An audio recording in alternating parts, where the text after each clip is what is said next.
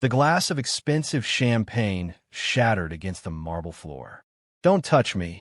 Zinare Okoye jerked away so violently that the crystal stem slipped from her hand and exploded into dozens of glittering pieces. The luxurious penthouse suddenly fell silent. Across from her stood Kwon Tae-Hyun, the billionaire CEO whose name alone made executives tremble. His dark eyes narrowed. "You still have that fire in you." Zinare's chest rose and fell rapidly. "Stay away from me." A slow smile spread across his face. 5 years. 5 years had passed since she had escaped him. 5 years since he had destroyed her life. Yet somehow, here he was again. And somehow, his obsession looked worse. Tae-Hyun took another step forward. The expensive city lights reflected behind him. "You disappeared without saying goodbye." "I ran." His smile vanished. "You ran from me." "I ran from Monster." The words hit him like a slap. For a second, anger flashed across his face. Then something darker appeared. Something dangerous. "You know," he said quietly, "I've spent years wondering what it would feel like." Zinare's stomach twisted. "What?" His gaze slowly traveled over her. The same way it used to years ago. The same way that had given her nightmares. His voice dropped. "I must feel you tonight." Fear shot through her body. The room suddenly felt smaller. The locked penthouse door suddenly felt much farther away. Tae-Hyun reached toward her, and then the penthouse doors exploded open. Bang! Several men in black suits stormed inside. The atmosphere changed instantly. Every muscle in Tae-Hyun's body froze. Because these weren't ordinary bodyguards. These were men who looked ready to kill. One by one, they stepped aside, making way for someone else. Heavy footsteps echoed across the marble floor. Then he appeared. Tall, cold, deadly. The entire room seemed to belong to him. The man's sharp eyes landed on Zinare. Not with lust, not with ownership, with concern. "Are you hurt?" The fear in Zinare's face melted immediately. "No." The stranger nodded. Then his gaze slowly shifted toward Tae-Hyun. The temperature in the room seemed to drop. Tae-Hyun swallowed. His confidence vanished, because he recognized the man instantly. Everyone did, from politicians to billionaires, from criminals to law enforcement. One name was enough to make powerful men lose sleep. Seo Do-Won, the most feared Mafia boss in Korea, and the man now standing protectively beside Zinare Okoye. Tae-Hyun's face turned pale. "No." Do-Won's voice was calm. Too calm. "You touch my wife?" The room became silent, and that was when everything began. But before Zinare became the wife of Korea's most feared mafia boss, before billionaires bowed their heads when she entered a room, before the man who ruined her life begged for mercy, she was simply a maid. If you're enjoying this story so far, take a second to subscribe, like, and comment where you're watching from. Stories like this take a lot of work to create, and your support helps bring more powerful stories to life.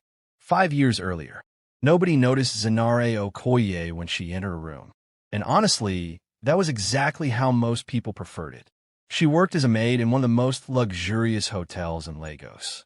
Every day, she cleaned rooms, changed bedsheets, delivered food, and disappeared into the background.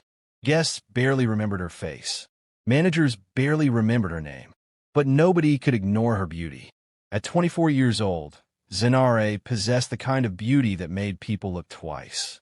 Smooth dark skin, expressive eyes, a graceful figure that attracted attention wherever she went. Even in a simple maid uniform, people noticed her. Unfortunately, attention wasn't always a good thing, especially when powerful men were involved. Zinare, she turned. Her supervisor was hurrying toward her. VIP suite. Immediately, what happened? The guest is furious. Zinare sighed internally. Another difficult customer. Okay. She grabbed her cleaning supplies and headed upstairs. Unfortunately, this wasn't an ordinary guest. The moment she entered the suite, she knew something was wrong. The room looked like a tornado had passed through. Furniture overturned. Broken glasses everywhere. A laptop smashed against the wall. And standing in the center of the chaos was a man. Tall, handsome, expensively dressed, and visibly furious. Kwon Tae-Hyun, CEO of one of Asia's largest technology companies. At that moment, Zinare didn't know who he was. She only knew he looked angry enough to bite someone. "Good afternoon, sir." No response. She carefully started cleaning. Still no response. 10 minutes passed. Then she accidentally brushed against a chair. The chair made a small scraping sound. Tae-Hyun looked up. "What was that?" Zinare blinked. "The chair, sir." "I know it was the chair." His voice was icy. "Why did you move it?" She stared. Was he serious? "I'm cleaning. Did I tell you to move it?" The room became silent. Zinare slowly straightened. "Sir, respectfully, if I'm cleaning, I have to move things." The words escaped before she could stop herself. Several assistants standing nearby gasped. Nobody spoke to Kwon Tae-Hyun that way. Nobody. Tae-Hyun stared at her. 1 second. 2 seconds. 3. Then, surprisingly, he laughed. Not because he found it funny, because he found it interesting. For the first time all day, someone wasn't terrified of him. And that immediately caught his attention. "What is your name?" "Zinare." His eyes remained fixed on her. Interesting. Something about the way he said it made her uncomfortable. Very uncomfortable. She finished cleaning and left as quickly as possible. Unfortunately, Kwon Tae-Hyun wasn't finished with her. Not even close. As Zinare stepped into the elevator, she had no idea that a simple conversation had just changed the direction of her life. And not for the better. Because upstairs, the billionaire CEO was already asking his assistant a question. A question that would become the beginning of Zinare's nightmare. "Find out everything about that maid." The assistant hesitated. "Everything, sir." Tae-Hyun smiled. "Everything." And somewhere deep inside, a dangerous obsession had just been born. "Everything, sir." Kwon Tae-Hyun leaned back in his chair. The anger that had consumed him earlier had disappeared. Now something else had taken its place. Curiosity. Dangerous curiosity. "The maid," he said calmly. "Find out everything about her." The assistant nodded nervously. "Yes, sir." Meanwhile, Zinare had already forgotten about the strange billionaire. Or, at least she was trying to. Her shift ended shortly after sunset. Exhaustion weighed heavily on her shoulders as she boarded a crowded bus heading home. Unlike the wealthy guests she served every day, Zinare's reality was far from luxurious. She lived in a small apartment on the outskirts of the city. Not because she wanted to, because it was all she could afford. The moment she stepped inside, a warm voice greeted her. "You're late again." A smile immediately appeared on her face. Mama Tola, an elderly woman, emerged from the tiny kitchen. Not her biological grandmother, not even a blood relative. But after Zinare lost both parents years ago, Mama Tola had become the closest thing she had to family. "Come and eat." "I'm not hungry." Mama Tola frowned. "You work 12 hours. I'm tired." "Exactly. Sit down." Zinare laughed softly. Nobody could win an argument against Mama Tola. Nobody. A few minutes later, they sat together eating rice and stew. For a brief moment, life felt normal, peaceful. Then Mama Tola suddenly coughed. Hard. Very hard. The spoon slipped from her hand. Zinare immediately stood. "Mama." The older woman forced a smile. "I'm fine." Another cough. This one worse. Fear immediately gripped Zinare's chest. The doctor had already warned them. The condition was getting worse. Treatment was expensive. Far more expensive than Zinare's salary could handle. But she kept fighting, because Mama Tola was all she had left. Later that night, after making sure the older woman was asleep, Zinare sat beside the window. Bills covered the table. Medical expenses, rent, electricity, food. Every calculation ended the same way. Not enough. Never enough.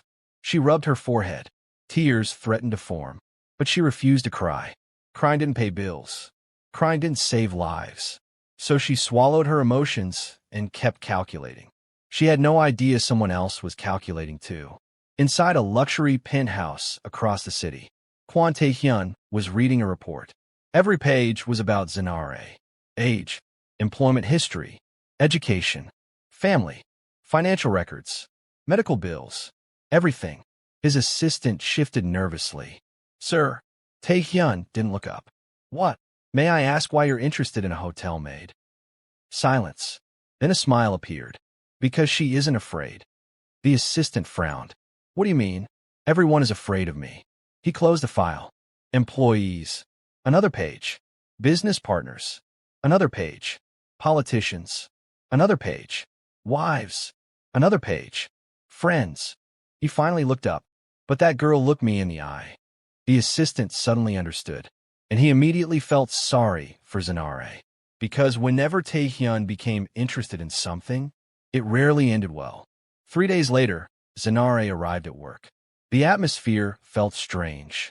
People were whispering, looking at her. She ignored them, until her supervisor called her into the office. Sit. Immediately, her stomach tightened. Whenever supervisors used that tone, nothing good followed. Did I do something wrong? The woman sighed. No. Relief washed over Zinare, then vanished. Actually, you've been reassigned. What? The supervisor slid a document across the desk. VIP floor. Zinare stared. The VIP floor was reserved for celebrities, politicians, and billionaires. Only senior staff work there. I don't understand. Neither do I. The supervisor lowered her voice. But someone specifically requested you. A cold feeling settled in Zinare's stomach. Who? The supervisor hesitated. Kwon Tae-Hyun. The name immediately sounded familiar. Then she remembered. The angry billionaire. The destroyed hotel suite. The strange conversation. Her heart sank. No. What do you mean no? I don't want the assignment. The supervisor almost laughed. You think this is optional? Zinare looked away. Something felt wrong. Very wrong. Unfortunately, she needed the job. So she accepted. That afternoon she found herself standing outside Tae-Hyun's suite once again. She knocked. Come in. The moment she entered, his eyes found her. Almost instantly, like he had been waiting. Good afternoon, sir. You came. The words made her uncomfortable. I'm here to clean.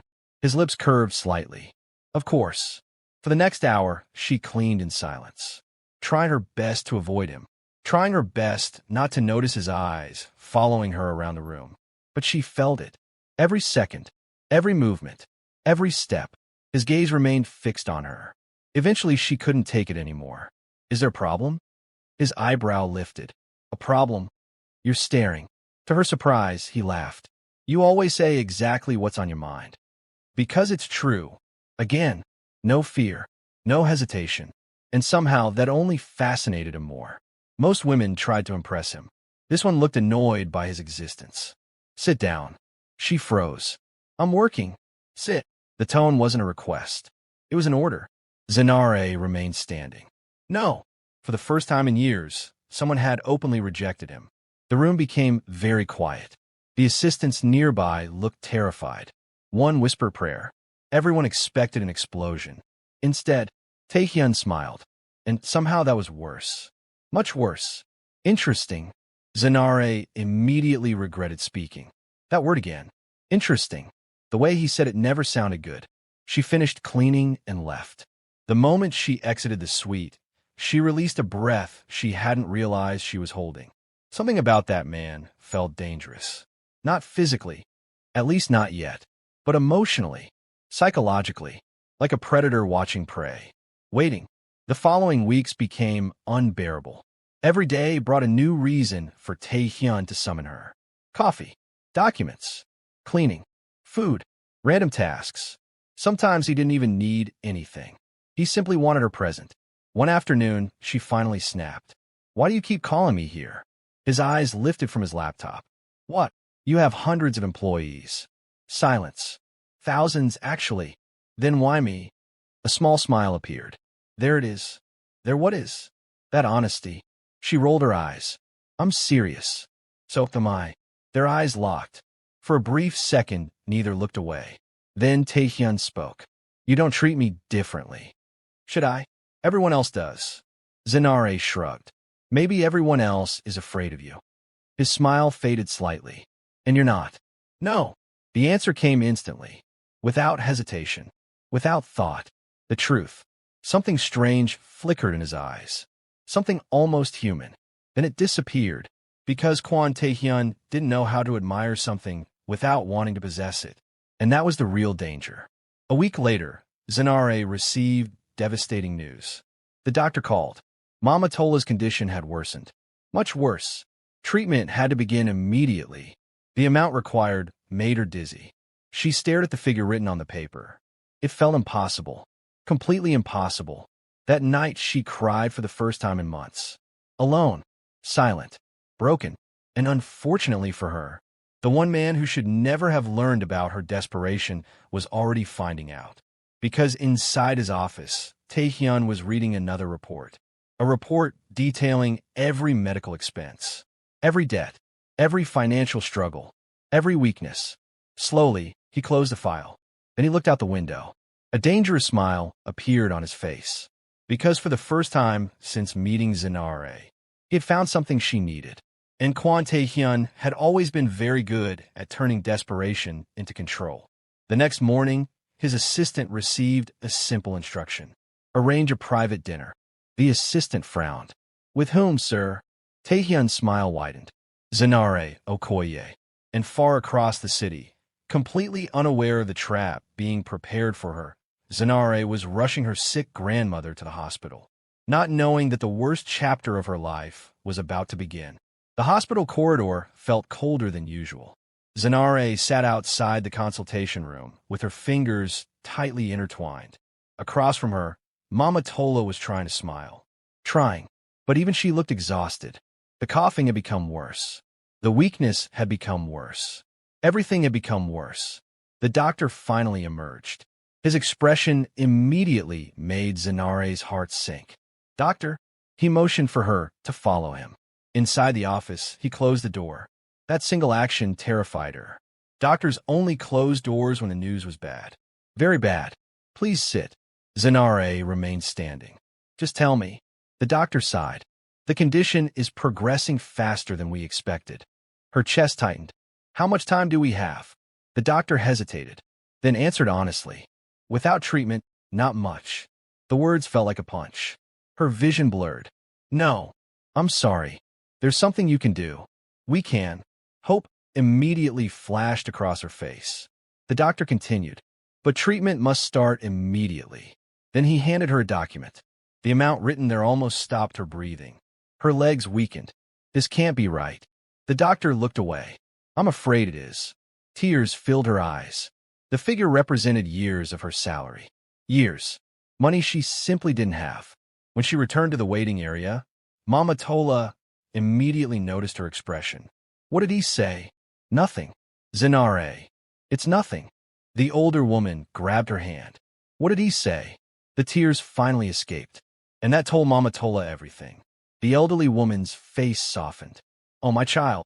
No. Zinare shook her head repeatedly. No. She dropped to her knees. We're going to fix this. Zinare. We are. Listen to me. We are. Mama Tola gently wiped her tears. You've been carrying me for years. Don't. You have. No. You deserve a life too.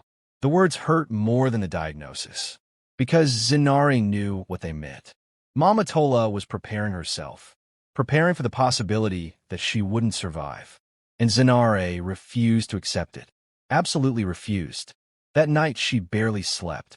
Instead, she applied for loans. Called relatives. Contacted old friends. Anyone. Everyone. The answers were always the same. I'm sorry.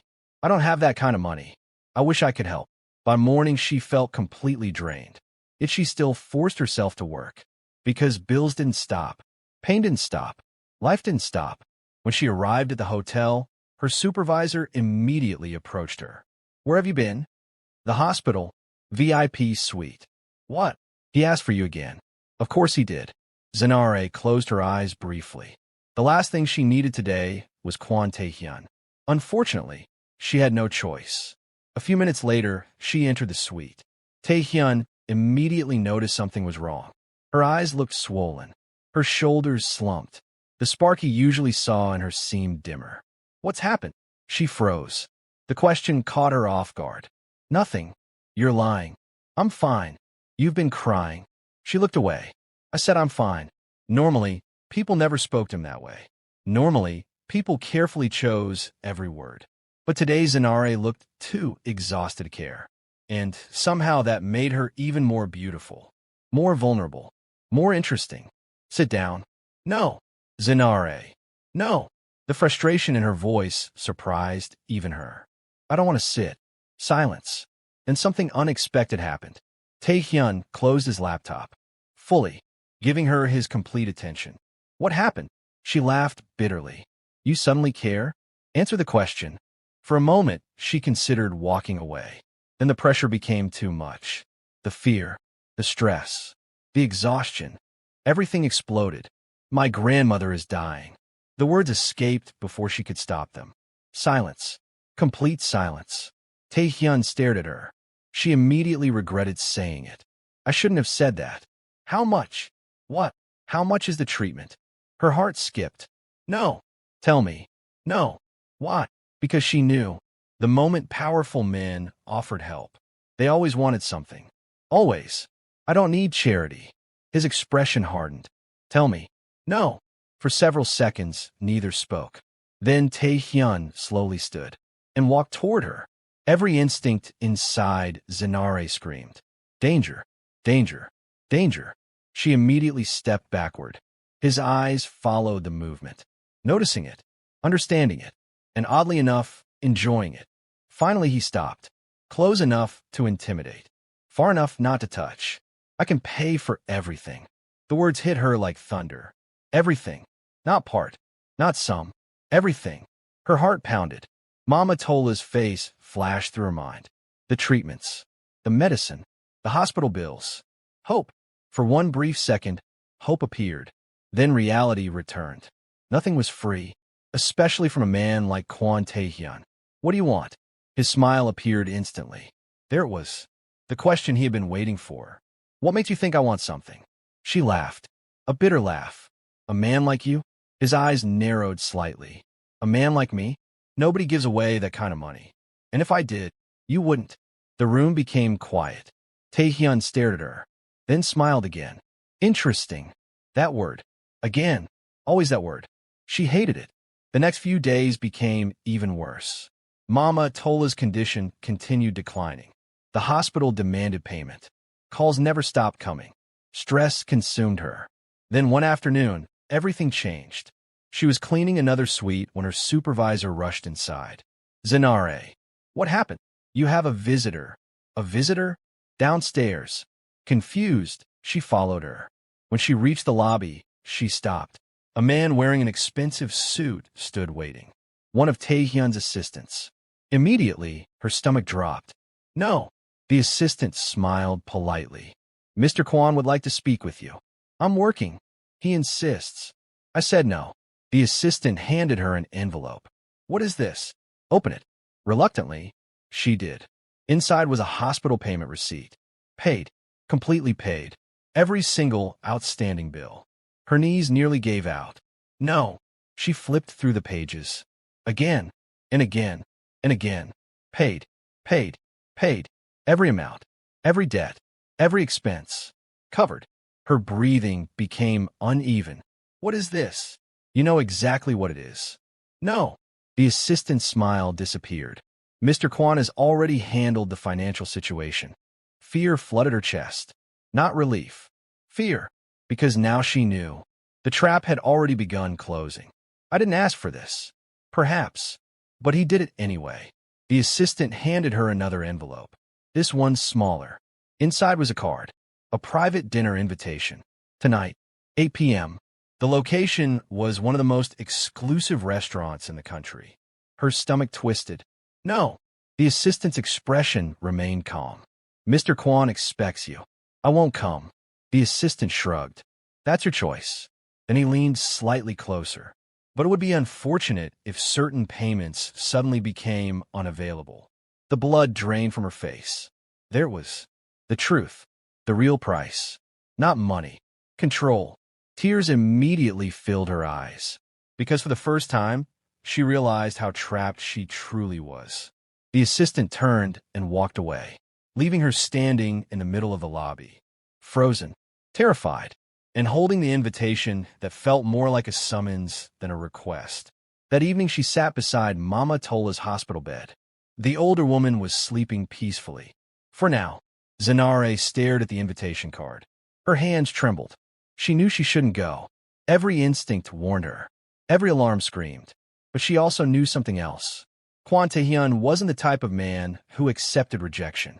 And now he had inserted himself into her life in the worst possible way. By becoming the answer to a prayer she never wanted him to answer. Her phone suddenly vibrated. A text message appeared. Unknown number. The message contained only 7 words. I'll be waiting, Zinare. Don't disappoint me. Her blood ran cold, because she immediately recognized who sent it. And deep down, she knew tonight was going to change everything. The text message remained on Zinare's screen long after she had finished reading it. I'll be waiting, Zinare. Don't disappoint me. Her stomach churned. Every instinct told her not to go. Every instinct told her to run. But life had stopped giving her good options. Now she was left choosing between bad and worse. Across the hospital room, Mama Tola stirred awake. The elderly woman smiled weakly. You're still here. Of course. You should go home and rest. Zinare forced a smile. I'm okay. No, you're not. The older woman studied her carefully. Something was wrong. She could see it. Mothers always could, even the ones who weren't mothers by blood. What happened? Nothing. Zinare. The young woman looked away. I said nothing. Mama Tola sighed. You were never a good liar. That almost made Zinare laugh. Almost. Instead, tears threatened to appear again. She quickly blinked them away. I'm handling it. The older woman gently squeezed her hand. Promise me something. What? Don't lose yourself trying to save me. The words struck her heart. Hard. Because she already knew that was exactly what was happening. And for the first time in weeks, she felt afraid. Not of poverty. Not of sickness. Not even of losing Mama Tola.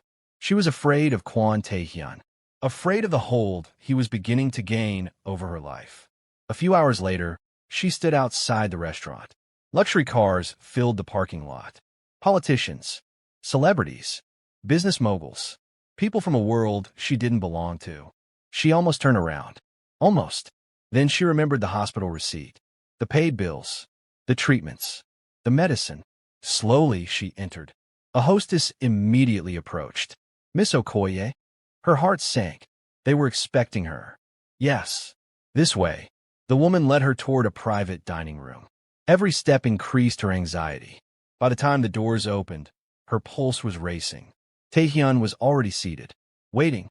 The moment he saw her, a smile appeared. You came. The words sounded victorious, as if he had already won something. Zinare remained standing. I don't have much time. Sit. No. The smile disappeared.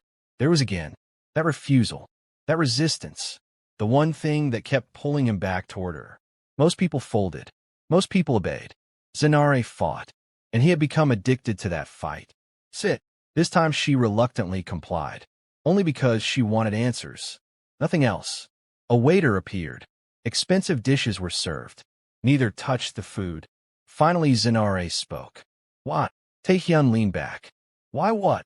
You know exactly what. Silence. Then a small smile. Because I wanted to help. She laughed. Actually laughed. The sound was filled with disbelief. You're a terrible liar. His eyebrow lifted. Excuse me? You didn't help me. Her eyes locked onto his. You bought leverage. The smile vanished. The room became quiet. Dangerously quiet. For several seconds, neither looked away. Then Tae-Hyun spoke. You think too little of me. I think exactly what you've shown me. Again, that honesty. That fearless honesty. It irritated him and fascinated him at the same time. Finally, he sighed. Fine. For the first time since they met, his mask slipped. Slightly. I like you. Zinare stared. Then shook her head. No. What? No, you don't. His eyes narrowed. You think you know what I feel. I know obsession when I see it. That hidden nerve. Immediately. A visible one. His jaw tightened. You think this is obsession? What else would you call it? She leaned forward. You investigated me. His expression remained calm. You pay my bills. Still calm. You keep summoning me. Less calm. You refuse to accept no. Silence. Then Zinare delivered the final blow. You don't like me. Her voice softened. You like control. For a moment. Something dark flashed across his face, then disappeared. But she had seen it, and it frightened her, because it confirmed everything. The dinner ended shortly afterward, at least officially. As Zinare stood to leave, Tae-Hyun suddenly spoke. "Come with me." "No." The answer came instantly. His expression hardened. "I'm not asking, and I'm not going." The atmosphere changed. Fast, very fast. The warmth vanished. The patience vanished. The charm vanished. Now she was seeing the real man, the one everyone feared. Tae-Hyun slowly stood. "You think you're different." "What?" "You think you're stronger than everyone else." "I never said that." "Then stop acting like it." The words shocked her, not because of what he said, because of how angry he suddenly looked, as if her refusal offended him personally, as if she had no right to reject him. "You're not listening." "No." His voice became colder. "You're the one not listening." For the first time since arriving, genuine fear gripped her chest, because she finally understood something. This wasn't a game. Not anymore. His obsession had grown into entitlement, and entitlement was dangerous. Very dangerous. She immediately turned. "I'm leaving." His voice followed her. "You'll regret that." The words froze her for half a second. Then she kept walking. The next morning, disaster struck. Zinare arrived at work only to find security waiting. Her supervisor couldn't even meet her eyes. "What happened?" Nobody answered. Fear spread through her chest. "What happened?" Finally, security spoke. "Miss Okoye, you're being terminated." Her ears rang. "What?" Effective immediately. The world seemed to stop. "No." The supervisor finally looked up. "There was an incident." "What incident?" A folder landed on the desk. Inside were photographs, documents, reports, all claiming the same thing. Theft. Her breathing stopped. "No." "You stole from guests." "No." "The evidence says otherwise." "It's fake." Silence. "It's fake." Nobody responded, because nobody wanted to. Everyone knew who stood behind this. Everyone, but nobody was brave enough to say it. Tears filled Zinare's eyes. Years. Years of hard work. Destroyed in minutes. "I didn't do this." The supervisor looked miserable. "I know." That hurt even more, because she knew, and still couldn't help. Within hours, the story spread. Hotels stopped returning her calls. Employers stopped responding. Job opportunities disappeared. Doors closed everywhere. By evening, she understood the truth. She had been blacklisted. Completely. And there was only one man powerful enough to make it happen. Kwon Tae-Hyun. 3 days later, she finally confronted him. She stormed into his office. Past assistants. Past secretaries. Past security. Tears burned in her eyes. The moment she entered, Tae-Hyun looked up, almost as if he had been expecting her. "You." His smile appeared. "There she is. You destroyed my life." The smile remained. "You should lower your voice." "I lost my job." Silence. "No one will hire me." Still silence. "My grandmother needs treatment." His eyes never left hers. Finally he stood. Slowly. Calmly. Dangerously calm. Then he walked toward her. Step. By step. By step. Until he stood directly in front of her. "What do you want from me?" The question escaped her. Raw. Broken. Desperate. For the first time, Tae-Hyun didn't hide behind polite words. Didn't pretend. Didn't lie. His gaze traveled across her face. Then he spoke, and the answer immediately made her blood run cold. "I want you." The room fell silent. Completely silent. Zinare stared at him. Horrified. Disgusted. Shocked. "No." His eyes darkened. "No. No." She stepped backward. "You can't be serious." "I'm completely serious." Her heart pounded violently. This wasn't admiration. This wasn't affection. This wasn't love. It was ownership, possession, control. And the worst part? He wasn't even trying to hide it anymore. Then Tae-Hyun reached into his pocket, pulled out a card, and placed it into her trembling hand. Zinare looked down. A penthouse address. Tomorrow night, 8 p.m. When she looked back up, his next words shattered what little hope she still had left. "Come to my penthouse." His voice was cold, final, terrifying, and we'll discuss the future. The meaning behind those words was painfully clear. And for the first time since meeting Kwon Tae-Hyun, Zinare genuinely feared what would happen if she said no. The card felt heavier than paper, much heavier. As Zinare stared at the penthouse address, it felt like she was staring at the entrance to a prison. Or worse, a trap. For several seconds, neither she nor Tae-Hyun spoke. The silence stretched between them. Cold, uncomfortable, dangerous. Finally, Zinare looked up. Her eyes were filled with disbelief. You've lost your mind. Tae-Hyun didn't react. Tomorrow. No. 8 o'clock. No. The second refusal came faster, stronger. Tae-Hyun's jaw tightened. A tiny movement. But she noticed it. Because every time she said no, it irritated him. Every time she resisted, it challenged something inside him. Something unhealthy. Something dark. You still don't understand your situation. His voice was calm. Too calm. I understand perfectly. No. His eyes narrowed. You don't. Zinare laughed bitterly. The sound carried pain, anger, exhaustion. You destroyed my career. Silence. You blacklisted me. Silence. You used my grandmother's sickness against me. Still silence. Then she asked the question that had haunted her for weeks. Why me? For the first time, Tae-Hyun hesitated. Just slightly. Then he answered. Because I can't stop thinking about you. The honesty should have sounded romantic. Instead, it sounded terrifying. Because there was nothing warm in his voice. Nothing loving. Nothing gentle. Only possession. The kind that consumed people. The kind that destroyed them. Zinare slowly shook her head. You're sick. The words hung in the air. A dangerous thing to say to a powerful man. But she no longer cared. She was tired. Tired of fear. Tired of manipulation. Tired of fighting. Tae-Hyun's face hardened. For a moment, she thought he might explode.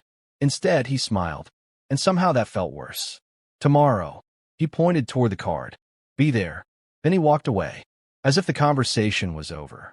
As if her answer no longer mattered. As if her choices belonged to him. And that terrified her more than anything else.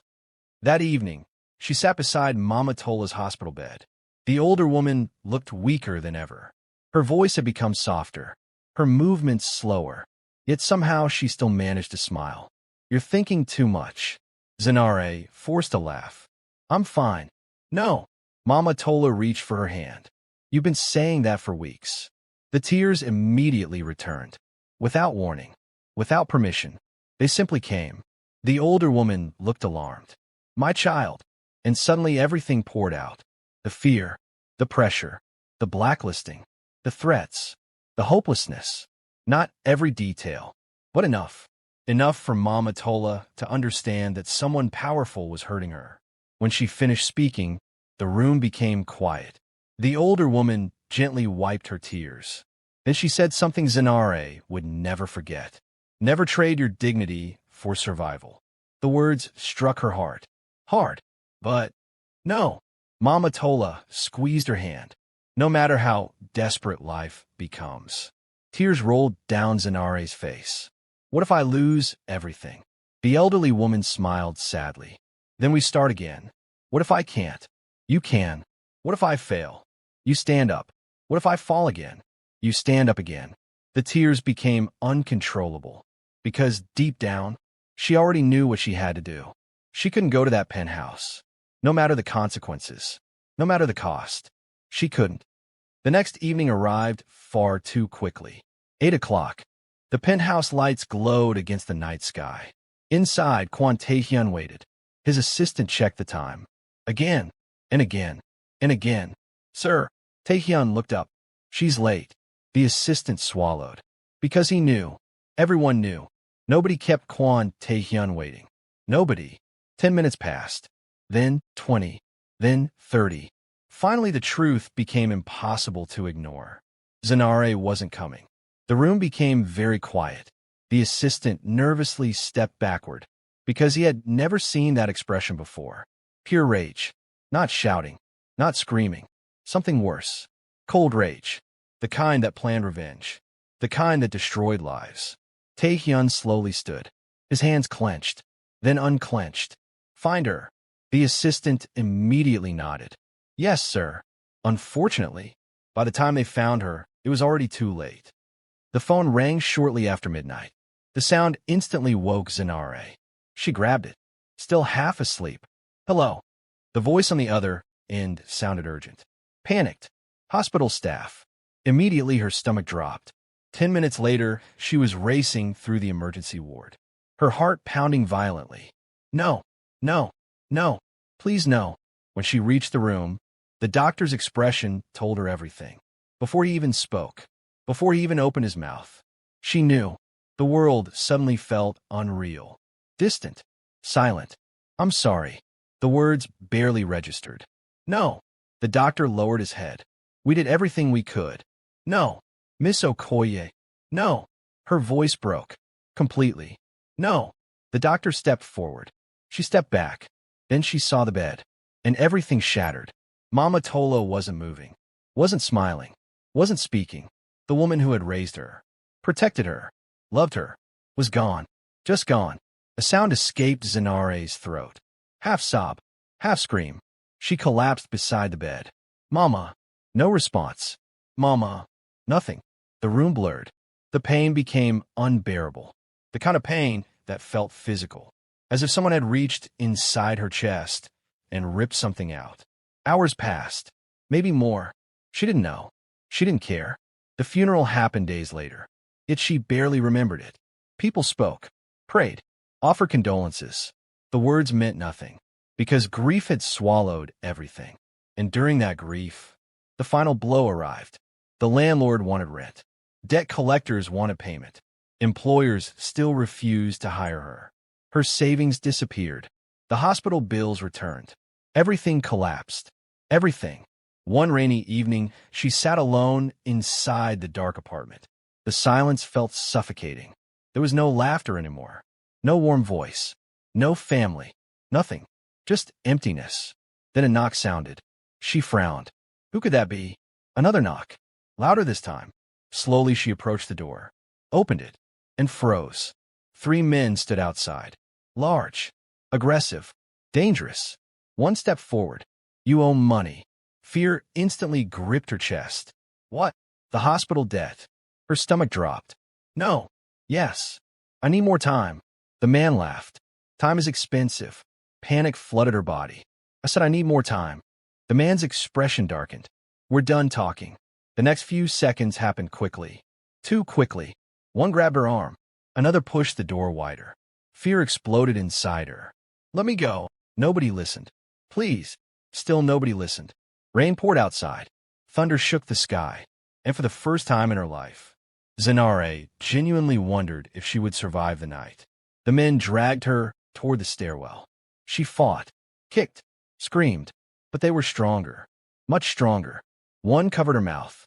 Another tightened his grip. Terror consumed her, completely. Then suddenly, a voice echoed through the rain. "Take your hands off her." The men stopped. Everyone turned. A tall man stood at the entrance of the building. Black umbrella, dark suit, cold eyes. The rain seemed unable to touch him. The atmosphere changed instantly. One of the debt collectors frowned. "Who are you?" The stranger slowly closed his umbrella. His expression remained unreadable. Calm, dangerously calm. Then he took a single step forward. And for reasons none of them could explain, every man present felt a chill run down his spine. The stranger's eyes moved towards Zinare. For a brief moment, concern appeared, then vanished. His gaze returned to the men holding her. His voice remained quiet, deadly quiet. "I'll ask once." Another step. "Take." Another step. "You're." Another step. "Ands." Another step. "Off." The final step. "Er." The rain continued to pound against the cracked pavement. The 3 men looked at the stranger. Then they laughed. "Who do you think you are?" one of them sneered. The stranger didn't answer. He simply loosened the cuffs of his black suit. That small movement made the men exchange uneasy glances. Something about him didn't feel normal. One of the debt collectors charged first. He barely took 2 steps. A loud crack echoed through the stairwell. The man's body slammed into the concrete wall before collapsing to the ground, unconscious. The other 2 froze. "What?" Before either of them could react, the stranger moved again. Fast. Too fast. Within seconds, both men were on the floor, groaning in pain. The building fell silent. Even the rain seemed quieter. Zinare stood there trembling, unable to process what she had just witnessed. Who was this man? He hadn't even broken a sweat. The stranger slowly turned toward her. For a brief moment, their eyes met. "You should never be alone at a time like this," he said calmly. His voice carried authority, not arrogance. Authority. Before Zinare could thank him, the sound of screeching tires echoed outside the building. Several black luxury SUVs pulled up at once, one after another. The doors opened. More than a dozen men in black suits stepped out. Each of them carried themselves like trained professionals. The moment they saw the stranger, every single one lowered their head. "Boss!" Zinare's eyes widened. "Boss? Who was he?" The stranger ignored them. Instead, he kept looking at Zinare. "Are you hurt? Are you hurt?" She slowly shook her head. I'm fine." One of the suited men hurried over. "Sir, we've secured the area." Another whispered urgently. "The chairman has been trying to reach you." Another handed him a phone.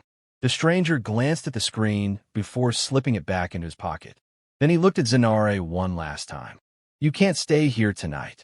Zinare opened her mouth to ask who he was. But before the words came out, a black sedan pulled up behind the convoy. The rear door opened. A sharply dressed, elderly Korean man stepped out. The moment he saw the stranger, even he bowed respectfully. Zinare's breathing stopped. Who could command that kind of respect? The stranger said only one sentence. "Bring her with us." The elderly man nodded immediately. "Yes, sir." Zinare's heart pounded. She had just lost the only family she had left. She had no job, no home, no future. And now, she was about to get into a convoy of strangers, led by a man whose name she didn't even know. Was she walking toward salvation, or into an even more dangerous nightmare? Find out in part 2. If you enjoyed this story, don't forget to like this video, subscribe to the channel, and share it with someone who loves emotional stories filled with suspense, betrayal, and unforgettable revenge. Also, tell me in the comments, would you have trusted the mysterious stranger, or would you have run away? I'll be reading your thoughts, and I'll see you in part 2.